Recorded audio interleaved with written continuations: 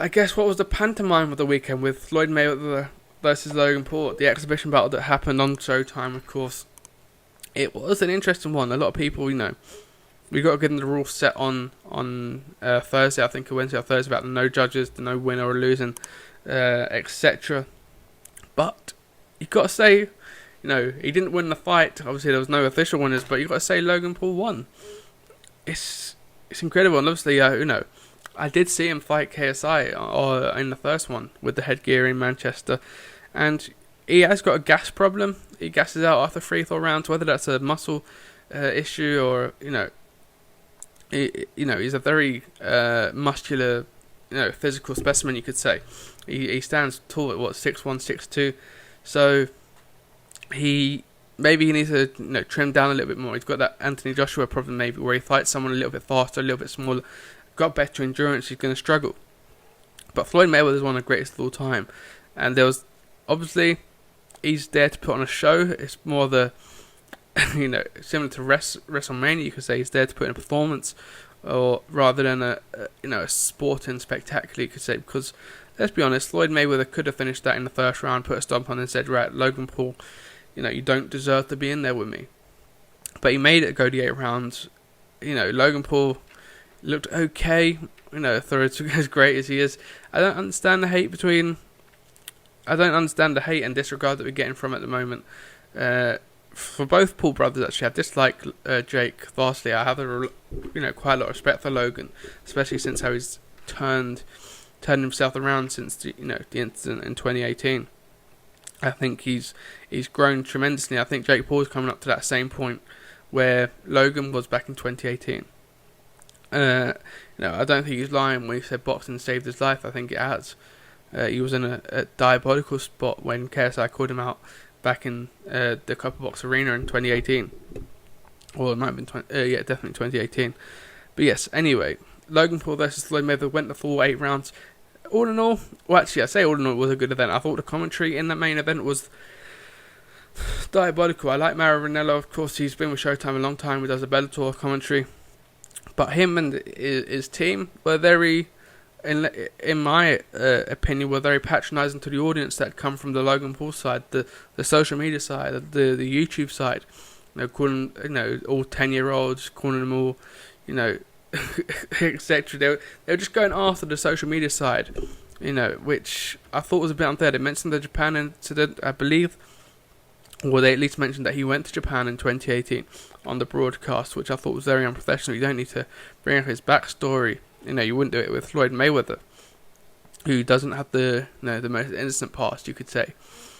But I felt Logan Paul done himself good, and at the end of the day, they both winning. They both made millions of pounds and dollars in money, in revenue, of course. Logan Paul, forever can say he went toe to toe with the greatest boxer of all time, and it puts him in good stead. Now, I'm all for social media boxing. I do like this, and I like the way it is bringing a new, younger audience. And I think, I give credit to Eddie Hearn and DAZN.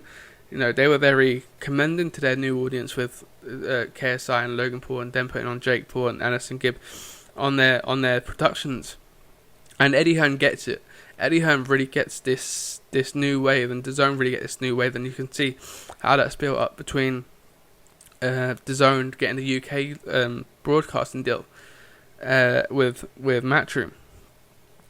And I think for boxing as a whole, they're doing a great job at Matchroom. I think they are becoming the UFC of boxing. Obviously, of course, they can't bring up their own belts. You've got the organisers in WBF, the IBF, the WBO, etc. who will control the belt still. But at least for the talent pool, they've got AJ, they've got Canelo, they've got Cage Taylor in women's boxing. They've got Shannon Courtenay, Ebony Bridges might be Matchroom. I don't know about that off the top of my head. But he's made boxing exciting. I'm not a boxing fan, I'm a boxing casual. But I was watching Fight Camp, which looks like it's coming around this time. But he makes it makes people care about the fighters, which I don't see a lot. UFC and MMA as a whole are great at doing that. They make you care about the fighters. Like Adesanya Vettori, people care and are invested about their story, which doesn't happen in boxing. You just see two people get into the ring. There's very limited content unless you're actively looking for it. And I think AFL TV are doing a fantastic job as well in the UK, making content as well for boxing. But again, I'm all here for social media and boxing, and we saw it with MMA Fame, MMA UK, and that went down disastrously, so maybe we need a second crack at the whip for that. But, people complain about that, but they don't complain about Soccer Aid, where you see, Lee Mack up against Ashley Cole, and, some of the greatest players, Rio Ferdinand and Frank Lampard, some of the greatest players we've ever seen. You don't see people complaining and saying that Lee Mack shouldn't be in there with those guys for an event that, isn't that meaningful, you could say. But, a lot of celebrities, a lot of social media stars have this dream of playing at Old Trafford, have this dream of, playing up against some of the greatest footballers that they grew up watching even. So, I do believe that it's the same. You don't complain that, a small team in Marine in the FA Cup going up against Spurs saying they have no right being there because of their skill level, their talent level. And let's be honest, these, the Paul brothers, KSI, etc., they bring more eyes than 80-90% of boxers do. It's only the AJs, the Tyson Fury's, Deontay Wilders, maybe not even Deontay Wilder with all due respect to him, but it's only those brackets and levels of fighters that bring in the same audience as Logan and Jake do. Now, I do see Jake Paul, he's fighting Tyron Woodley, so it's going to be interesting to see how that fight goes. Obviously, Tommy Fury thought of the weekend. I would like to see Jake Paul versus Tommy Fury, to be honest, just to see what happens. I think that's the best part of this era. It's the what happens, it's the what ifs. And obviously, Conor McGregor sort of started it with Floyd Mayweather, at least on a mainstream and a social media platform. In the social media era, I guess you could say. It's the what ifs, the what happens, and it's what we live for, isn't it? It's almost gladiatorial. Seeing two people square off in a cage or in a ring, and just see who the better man is or woman is on the day. But yes, obviously we're seeing MMA tomorrow on PFL. Obviously, Clarissa Shields is making the walkover from boxing to MMA, which is fantastic for her.